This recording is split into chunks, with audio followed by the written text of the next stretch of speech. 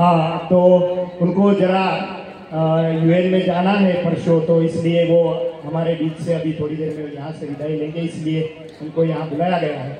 और अगर उत्पल भाई चौधरी जी कहाँ पे है, कहीं बेटी है, तो यहाँ पांडाल के पास आए। ठीक है, धन्यवाद।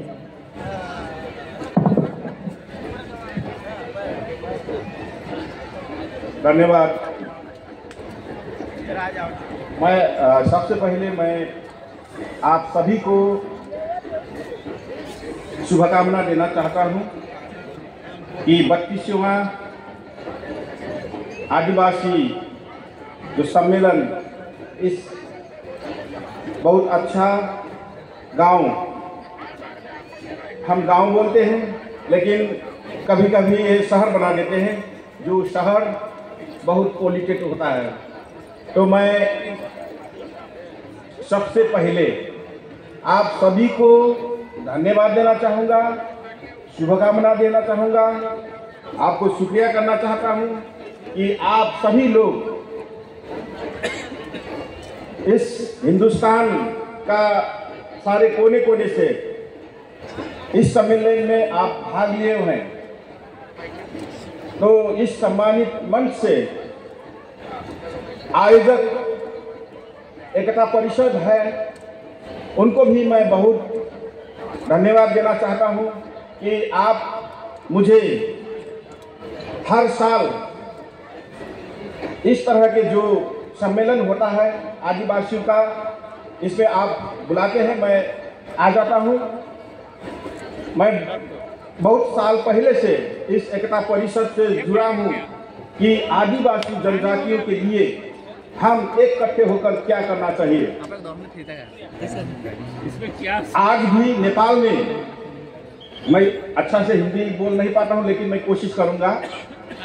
आज भी नेपाल में एक बहुत बड़ा त्योहार है, उसको हम बोलते हैं माघी संक्रांति।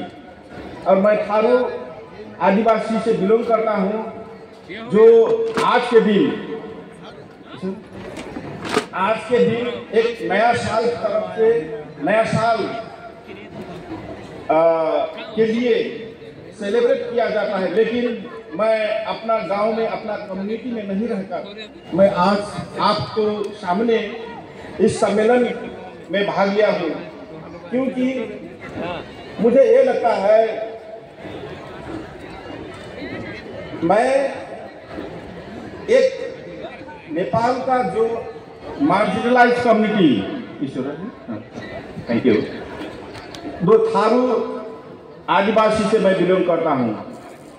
लेकिन मेरा एक ख्याल है कि संसार के जितने भी आदिवासी जनजातियों हैं, हम एक आदिवासियों का अधिकार सुनिश्चित करने से सभी आदिवासियों को सुनिश्चित नहीं होता है। इसलिए मेरा एक मकसद है कि दुनिया का जितने भी आदिवासी जनजातियों हैं, उनका आवाज, उनका मुद्दा, उनका जो समस्या है कानून की तरफ से, तो उसको हम एक इकट्ठे होकर, हम सभी ने एकता बनाकर उसको उठाना है। तो इसलिए मैं जब भी आपका ये एकता परिषद से आयोजित जो सम्मेलन, आदिवासियों का जो कल्चरल जो सम्मेलन होता है, इस सम्मेलन में भाग लेकर इस सम्मेलन मार्फत ये आदिवासियों जनजातियों को मुद्दों को एक दुनिया के पटल में मैं उठाना चाहता हूं। तो मैं आप लोगों से जुड़ के मैं इस एकता परिषद से जो सम्मेलन होता है, इससे मैं कुछ बात मैं सीखा हूँ। तो मैं वो 2-3 बात मैं आपसे, आपके आगे मैं वो शेयर करना चाहता हूँ। सबसे पहले तो मैं आपसे एक बात सीखा हूँ कि इस सम्मेलन में आने के लिए आप किसी को निमंत्रण, इनवाइटेशन का जरूरी नहीं है होता है, आप खुद आ जाते हैं। इसका मतलब यह है कि आप आदिवासियों जनजाति के मुद्दों के लिए आप कमिटेड हैं। तो जब आप आदिवासी जनजातियों के मुद्दों में आप अगर एक एक यूनिटी बनेगा तो हम अपना मुद्दों के लिए हम बोल पाएंगे, वो उसको स्थापित कर सकते हैं।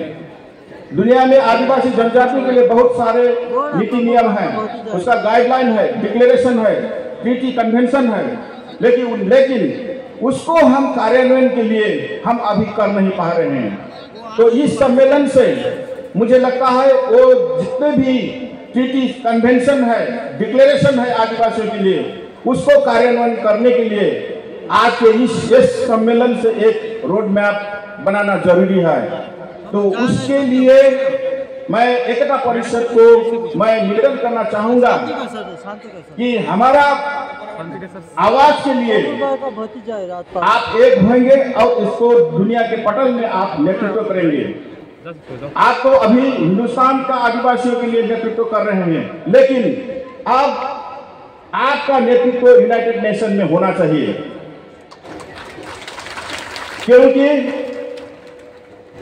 आदिवासियों को जो अधिकार है, जल जंगल जमीन का अधिकार जो सुनिश्चित करवाने के लिए यूनाइटेड नेशन में एक डिक्लेरेशन है, UN declaration on rights of indigenous people, जो भारत सरकार भी उसमें साइन किया है। तो उसको कार्यान्वयन करवाने के लिए आप एकता परिषद से नेतृत्व करना चाहिए। और दूसरा एक ILO कन्वेंशन 169 आप सुने होंगे, जो ट्राइबल कम्युनिटी के लिए, इंडिजिनस पीपल के लिए वो बहुत अहम कन्वेंशन है। वो कन्वेंशन में साइन करवाने के लिए भारत सरकार से आप लोगों ने निवेदन करना चाहिए।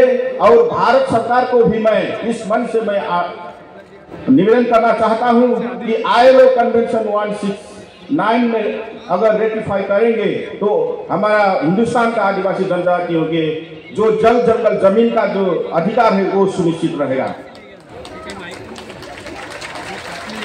और इसके लिए आज का ये 32वां जो आदिवासी सम्मेलन है, कल्चरल सम्मेलन है, इस सम्मेलन से एक डिक्लेरेशन होना चाहिए। मैं आप सभी से मैं अनुरोध करना चाहता हूं, क्योंकि हम बहुत सारे बातें करते हैं, बहुत सारे मुद्दों को लिए हम बहुत सारे प्लान करते हैं, लेकिन उसको कार्यान्वयन करवाने के लिए हम काबिल नहीं हो सकते, कभी कभी हम चूक जाते हैं। तो अब का टाइम, अब का समय आदिवासियों को जितने भी अधिकार के लिए बने हुए ट्रीटीज, कन्वेंशन, डिक्लेरेशन, पॉलिसी जो है डोमेस्टिक और इंटरनेशनल, उसको इम्प्लीमेंटेशन करने के लिए कि आपका आवाज आगे आना चाहिए।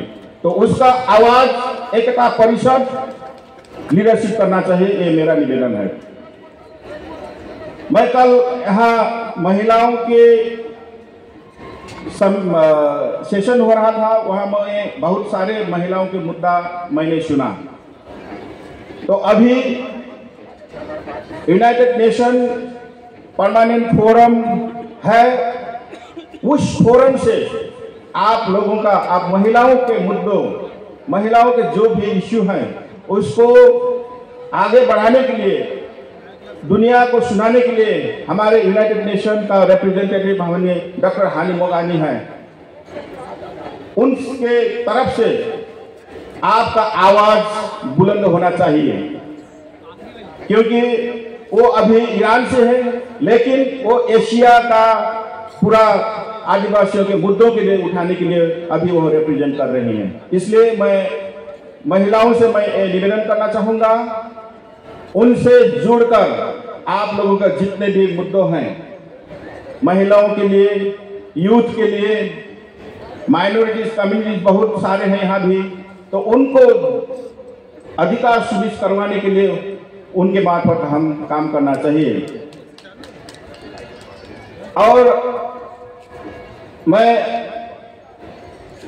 यूनाइटेड नेशन से बहुत साल पहले से जुड़ा हुआ हूं, लेकिन कभी कभी आप लोगों का जो मुद्दा होता है, जो मुद्दों यूनाइटेड नेशन से जुड़वाने के लिए कभी कभी हमारा कुछ एक्सरसाइज कम हो जाता है, इसलिए हम अपना वॉइस को थोड़ा कमजोर हो जाता है।